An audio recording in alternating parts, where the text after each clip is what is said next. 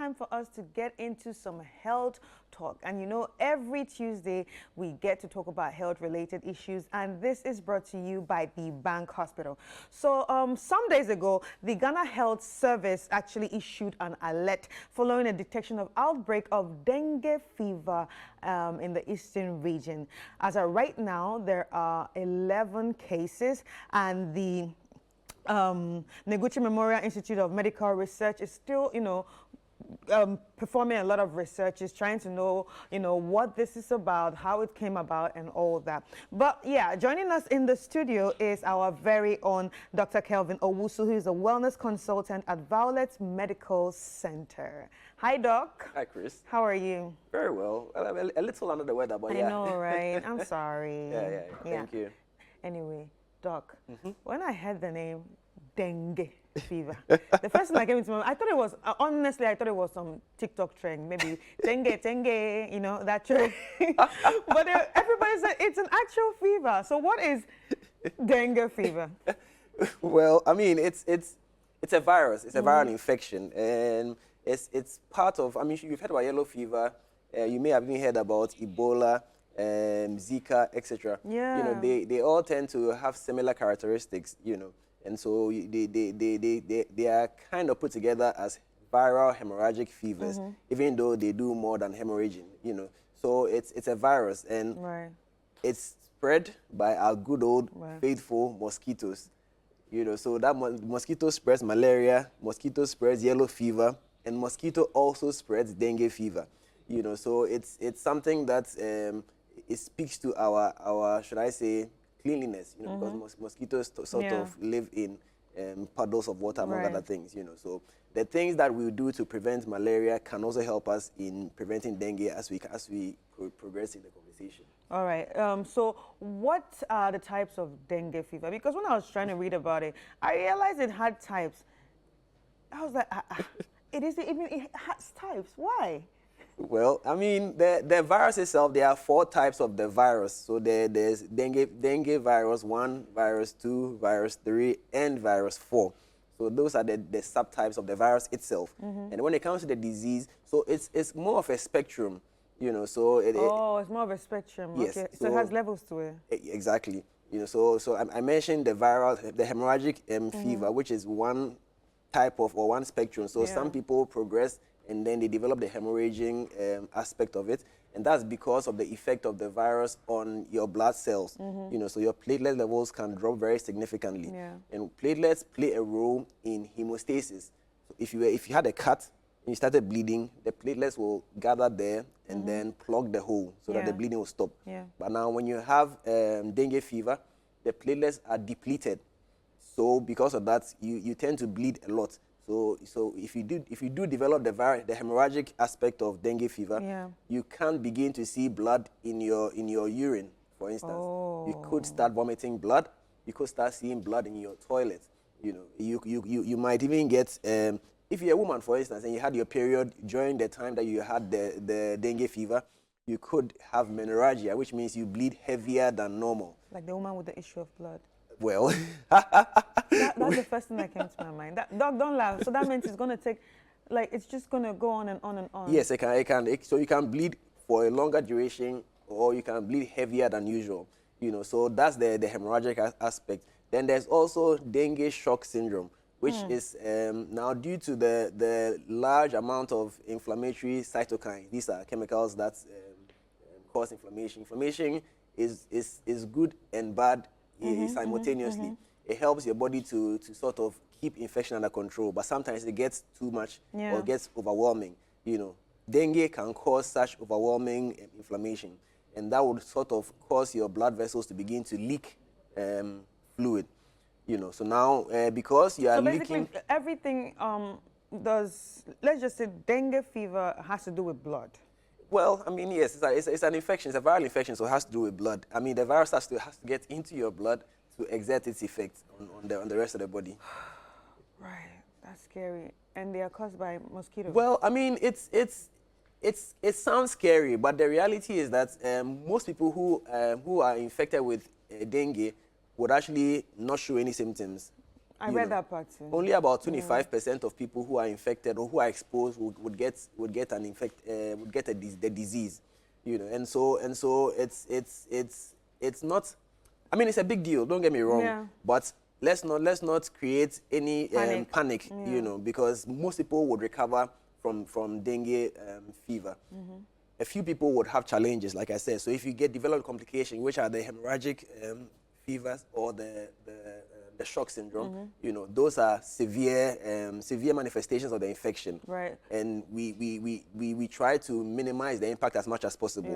And this is why you need to go to hospital. Now, in the GHS notice, in the alert that was issued, they mentioned clinical malaria. Yes. This is actually why, as medics, we try not to treat malaria without testing. I know a lot of people come to hospital. Yes, a lot of people come to hospital and they get upset when you tell them to go and do malaria test. But the reality is that if you think you have malaria, you don't want to do the test, you can actually just go and buy malaria medicine at the pharmacy. I mean, you don't have. But once you come to the hospital, we have to run the test. Doc, I actually did that last month. So I told the doctor, no, sorry, I don't think I have malaria. Why? No, because the reality is that so many things look like malaria. Right. And so if you just assume that once somebody has a fever and headache and vomiting or loss of appetite is malaria, you could end up, complicating a simple thing, you see, because these guys were being treated for malaria until somebody decided to take the samples and then run the test. Run the test. And then it turns out that it wasn't malaria in the first place. So malaria treatment must always be preceded by malaria test, so that if the test is negative, we can consider other things as well. Yeah. It doesn't necessarily mean that if the malaria test is negative, we will not treat you for malaria anyway. We might still treat you for malaria as a precaution. Yeah. But at least now that the test is negative, you will also start considering other possibilities, so that we can cover all the bases. You see, because it's a big deal. Because if you keep giving the person malaria medication and it's not working, and we don't detect these other possibilities, and then a complication happens, it might be too late. So it's important that if you do go to hospital on suspicion of malaria, allow yourself to be tested. I know the economy is hard, but hey, we need to do the right thing by our people. Right. So, like you said, there are no symptoms for some people. Yes. And if symptoms present itself, what are those symptoms? Okay, so the symptoms, like I said, are similar to malaria. So you get the headache, the loss of appetite, the tiredness, among other things. But one particular symptom that is kind of unique to dengue is pain behind the eye. So you have pain behind your eyeball, so retroorbital pain. Now, if you hear somebody has retroorbital pain alongside all these other symptoms that I mentioned, dengue should definitely rear its head, especially if that person is coming from the area where the alert has come from. But you see, in today's world, in today's Ghana, people are moving around every day. In fact, there are people who live in Koforidua and work in Accra. So it will not be surprising at all if we start detecting dengue in Greater Accra as well, because there's so many. The movement in the capital or in other parts of the country is so much. So everybody needs to be on the lookout in this outbreak. Right. So is this the first time this kind of fever is happening in Ghana? Well, I dare say it's the first confirmed. I tried to look up some information, but we have had some suspected cases in the past. But from my little research, I think this is the first confirmed. I mean, I stand to be corrected though, but I think this is the first confirmed dengue that we have had in the country. Yeah, because I know, like, I think in 2016 there was some in Burkina Faso, neighboring countries. Exactly. Yeah. Exactly. But okay, does it have to do with our environment? It does. Like, I mean, once you hear mosquitoes, sanitation and all once that. you hear mosquitoes, you know that our environment is involved. Mosquitoes breed in puddles of water. So once it is raining and our gutters are choked, we have garbage collecting water all over the house. And for a lot of us, one area that we actually fail to pay attention to is our air conditions. The air conditions will drip water. Yeah. So most people will collect that water in buckets or whatever. But people hardly discard that water. Now, mosquitoes don't need a large puddle of water to develop their larvae in. So even your air-conditioned water can become the source of mosquitoes for your household. So we need to pay attention to all of these things and be emptying them as regularly as possible, so that we don't create what they call a mosquito breeding facility in our own houses. Yeah. Anyway, for those watching or for those just joining us right now, wondering what we're talking about dengue fever. And obviously, there's been a health alert that there have been some cases at the eastern region. So if you're interested in this topic or you have any questions, all you need to do is send your questions via the WhatsApp number on your screen, and then we will get to read it out on the show. Do not forget to use the hashtag Breakfast Daily if you're logged on Facebook and X, or formerly Twitter. So send in your questions and we will ask the doctor everything you want to know about dengue fever. Right, Doc. You know, I also read, you know, before we came, I mean, after hearing the name, I just wanted to know more about it. I also read it's important to avoid mosquitoes biting you in the daytime. So does that mean the one that bites in the day probably has, you know, the dengue, and the one that bites in the night is just coming to sleep with us? So yeah, I mean, there are different species of mosquitoes, and they have different biting, should I say, feeding habits. You know, so we have the Anopheles, which actually is they say indoor dwelling and indoor biting. So that's the one that spreads malaria. So they usually come out in the night and they feed at night. Right. You know, so that's why you have to sleep in insecticide-treated mosquito nets. You know, then there are mosquitoes that also come out during the day. So what they are saying is that, I mean, and this particular mosquito is the Aedes aegypti. You know, and this is the one that spreads both yellow fever and the dengue fever we are talking about. So that's the one in the day. Yes, that's the one in the day. However, you see, again, it's not as strict as you put it. They can if they are once they are out, they are biting. So if they happen to be out in the night, they will bite you in the night. So you need to take the same precautions against the malaria mosquitoes as you would against these mosquitoes as well. So you may have to be wearing a mosquito repellent. You may have to be sleeping in mosquito nets. You know, you may have to weed around your houses. You know, desales gutters. Everything that we do to minimize the population of mosquitoes, we need to do it. Right. So now, say someone gets dengue fever and they're treating them. What's the recovery time like? Okay. So first of all, the symptoms from infection, when you are infected, it will take about 4, 5, up to 8 days to begin to show symptoms of the infection, and the symptoms would usually last about 7 days to 14 days to recover. You know, the treatment, it's a viral infection, which automatically means that we don't have a cure. So it's not as if we can just take one medicine like no, that? No, there's no cure. It is self-limiting. Your body would deal with it and then recover. You know, so what we do in the hospital is that we support you. You know, so if there's pain and discomfort, we will make you comfortable, we'll give you pain medication. So paracetamol or acetaminophen, which is the technical name, is what we would give. You know, you need to avoid, and this is very important, we need to avoid the NSAIDs, so Brufen, Diclo, the NSAIDs, aspirin, those ones. We need to avoid them in this particular case because of the risk of hemorrhage. It's because those medication also blood thinners. Yes, they have blood thinning ability, so you don't want to mix them in this dengue fever period. You know, so that's the more reason why I have to go to hospital early. You know, because a lot of the pain medication, over-the-counter pain medication, also have its paracetamol plus an NSAID. NSAID, so you need to be careful in these times. You know, if you are losing fluid, we have to give you IV fluids to support your blood level. You know, if you are having any other symptoms, we need to support you. Some people may even require blood transfusion because they are losing so much blood. So the treatment in clinic is supportive until you recover. So there's no cure for, there's no medication that you can take that will cure the dengue fever or cure the virus. So does that mean just like COVID or just like even, well, is COVID a virus? Yes. Yeah. So just like COVID or even like HIV. So once you've gotten it, it's in you. No. So dengue fever does not. It's not like HIV. HIV is a chronic infection, right? So, but dengue fever or dengue virus is not a chronic infection. It doesn't stay in you. So once you are infected, it's self-limiting. Just like, it's just like common cold. When you have a cold, the virus flares up. It does what it came to do. It lives its lifespan and then it dies away and then you recover. The next time you have a cold, it's not the old virus that has come again.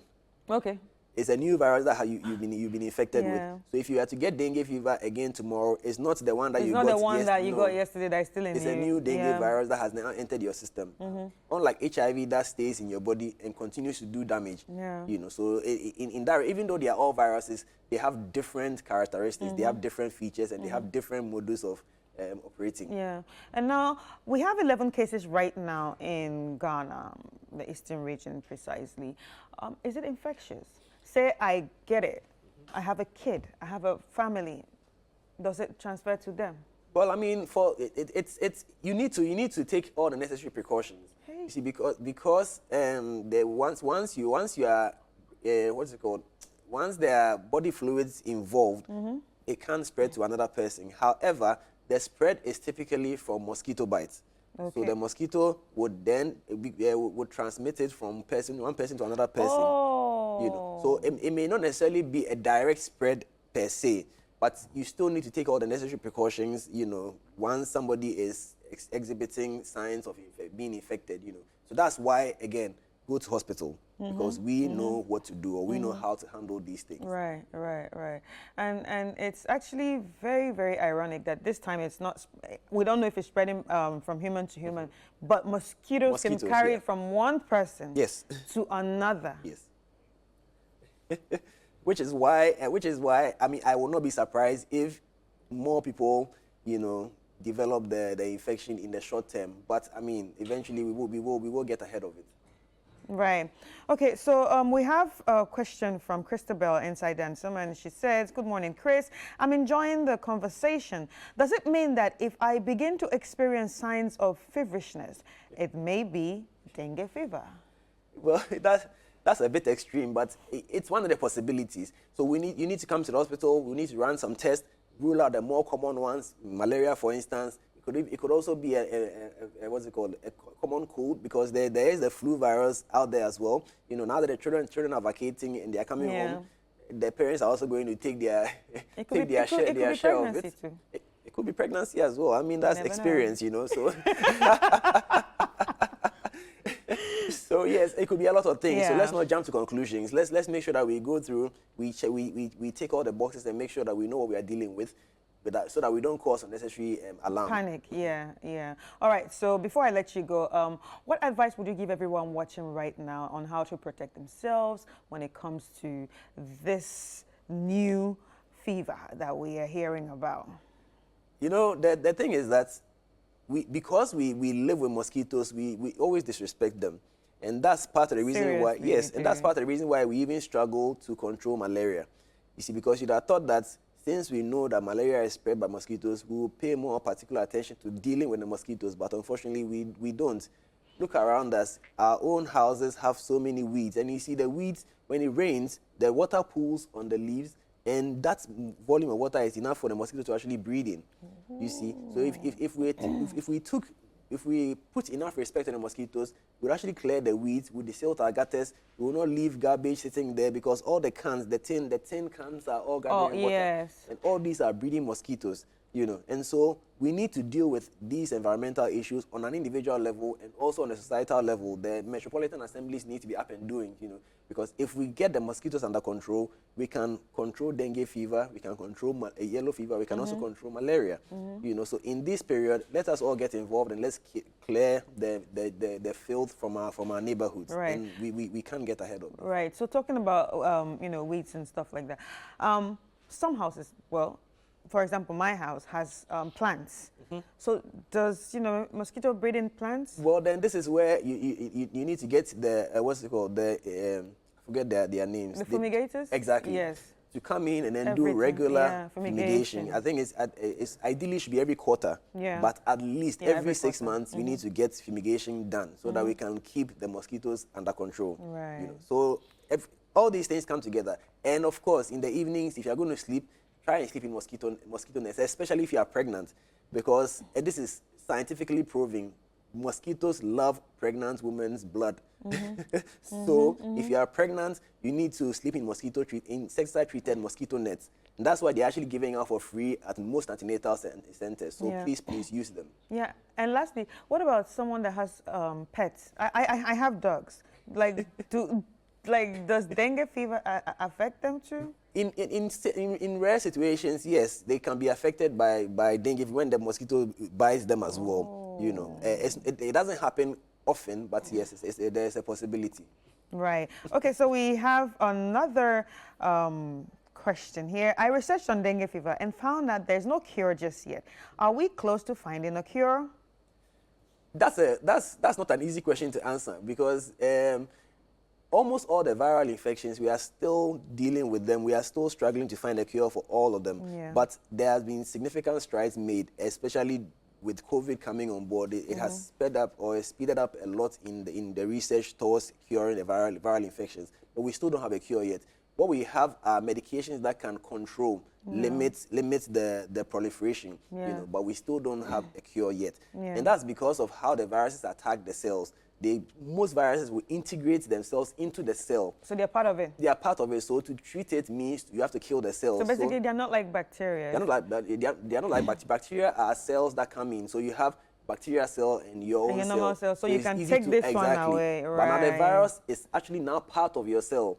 So it makes it difficult to to kill the virus without killing your cell. You know, so that's the challenge. But gradually, I mean, a lot of progress has been made, but we are not there yet. Okay, another last one here. Whew. Good morning. Please, I had a fever for the last 2 weeks. In fact, I never experienced such fever in my lifetime. Could it be dengue fever? It could be a lot of things. It could even be COVID, you know, because we still have COVID lurking around, you know. So it could be so many things. It's difficult to tell, but do go to the hospital and then let's run the necessary tests. You never know. Right. So, Doc, how can people reach out to you if they want to reach out to you? I'm quite active on social media. Find me at Kelvin Owusu MD on all social media channels. You can also find my clinic as well, Violet Medical Center on all social media channels. Right. Thank you so much, Doc. Thanks for having me. It's been amazing talking to you. I mean, you always bring a lot of knowledge and stuff like that. Thank you. Thank you. All right, ladies and gentlemen, and that was Dr. Kevin Owusu from Violet Medical Center. And yeah, he's, you know, giving us a bit of insight about dengue fever. So please, if you're out there, take care of yourselves. Avoid mosquitoes, clean your environment, protect your family and your children because there's no cure yet and it can get severe. But keep taking care of yourself and go to the hospital if you feel any, you know, certain way and that you are not very sure of. Please go to the hospital. Do not self-medicate